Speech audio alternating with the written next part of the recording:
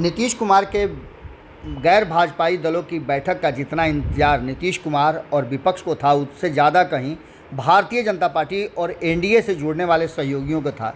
ये मीटिंग कितना सफल होगी, कितना असफल होगी, इस बात की चर्चा तो लगातार हो रही थी, लेकिन इस मीटिंग पर सबकी निगाह टिकी हुई थी। आपको बता दें कि इस विषय को लेकर के जहां एक तरफ कई दल अपने अपनी रणनीतियां बना रहे थे, उनके आगे के जो फैसले हैं, आगे के स्ट्रेटजी है, वो असर कर रही थी। तो आपको बता दें कि इसके साथ साथ संभावित जो दल हैं जिनको एनडीए में शामिल होना है, उन दलों के लिए ये फैसला बड़ा ही महत्वपूर्ण था।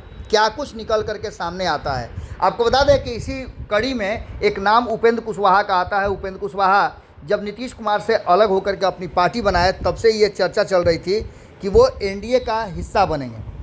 अब जबकि ये मीटिंग समाप्त हो गई है, इसके सफलता असफलता पर चर्चा हो रही है, उसके ठीक पहले उपेंद्र कुशवाहा ने एक बड़ी बात कह दी थी, और वो बात इशारा कर रही थी कि उनका सब कुछ फाइनल हो गया है।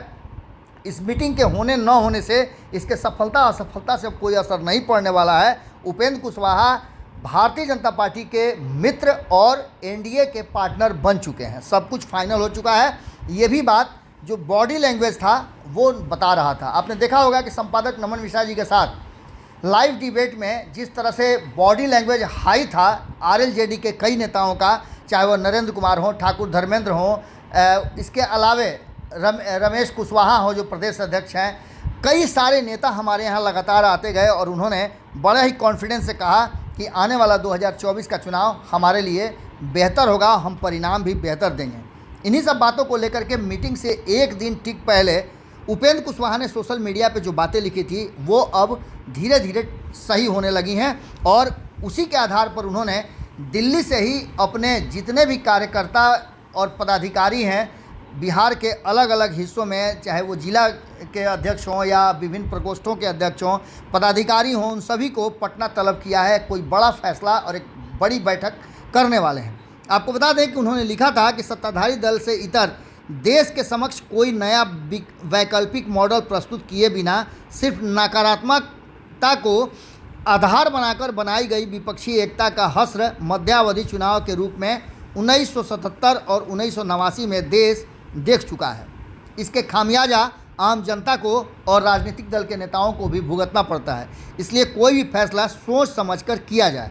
उन्होंने कहा है कि एक बार फिर उसी तरह के घिसे पिटे प्रयोग के परिणाम से जनता वाकिफ है। इतना ही नहीं, उन्होंने इशारा किया है कि ये विपक्ष का जो एकजुटता है वो कहीं ना कहीं निजी स्वार्थों को लेकर के चल रहा है। उन्होंने आगे कहा है कि मेरी समझ से ऐसे किसी प्रयोग पर जनता तभी भरोसा कर सकेगी जब नए और सकारात्मक वैकल्पिक मॉडल के साथ किसी बड़े दल के भरोसेमंद नेता के नेतृत्व को स्वीकार कर छोटे व क्षेत्रीय दल उनके साथ खड़े होंगे। ऐसा 2014 में देखने को मिला था, और उससे पहले 2009 में भी जिस तरह से कांग्रेस के नेतृत्व में विपक्ष पूरी तरह से धाराशायी हो गया था और कांग्रेस ने अपनी सत्ता बना ली थी, तो वहीं 2014 में नरेंद्र मोदी एक बड़ा चेहरा थे। उनके विरोध के बावजूद भी उनमें ताकत इतनी थी कि उन्होंने 2014 में अपनी सत्ता कायम की थी और जो 2019 में भी बरकरार रही। वो लिखते हैं कि इन सारी बातों को लेकर के जो कांग्रेस है वो इस रूप में अपने को खड़ा कर पाए, ये अभी संभव नहीं लगता है। कांग्रेस के नेता को अभी और तपना होगा। फिलहाल ये बातें साफ नज़र आ रही है कि 2024 में तो नरेंद्र मोदी जी के समक्ष कोई चुनौती नहीं है।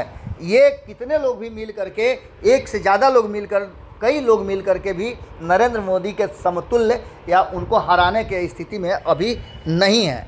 उपेंद्र कुशवाहा पटना लौट रहे हैं, और इस बीच में आपने देखा होगा कि संपादक नमन मिश्रा जी ने एक भयंकर खबर जो की है उसमें उन्होंने बताया है कि सभी को दिल्ली तलब किया गया है। आज वो फाइनल बैठक हो जाएगी, क्योंकि आज ही जेपी नड्डा को पटना आना था, लेकिन उन्होंने अपना कार्यक्रम कैंसिल कर लिया है। और सबसे पहले महागठबंधन के सामने एक बड़े विकल्प के रूप में एनडीए उभर करके बिहार में भी आएगी। इसका अब मान के चलिए कि फैसला भारतीय जनता पार्टी ले चुकी है, नरेंद्र मोदी ले चुके हैं, अमित शाह ले चुके हैं, और जेपी नड्डा आज उस पर मुहर भी लगाएंगे। हमने आपको खबरों में आज से करीब 20 दिन पहले बता दिया था, जब 12 तारीख के मीटिंग का डेट फिक्स हुआ था और ये जानकारी मिली थी कि अमित शाह 29 तारीख को बिहार आ रहे हैं।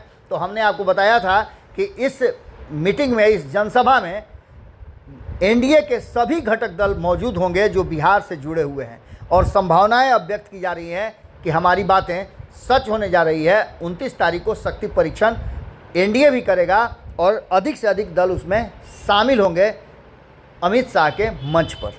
अगर ये वीडियो पसंद आई और वह बिहार के राजनीति और बिहारियत से सरोकार रखेनी तो सब्सक्राइब बटन दबा के चैनल के सब्सक्राइब कर ली। ओजे एगो घंटी बा, ओकरा बटन दबा देला से कुल सटीक और मारक खबर रुआ मुफ्त में मिल जाई।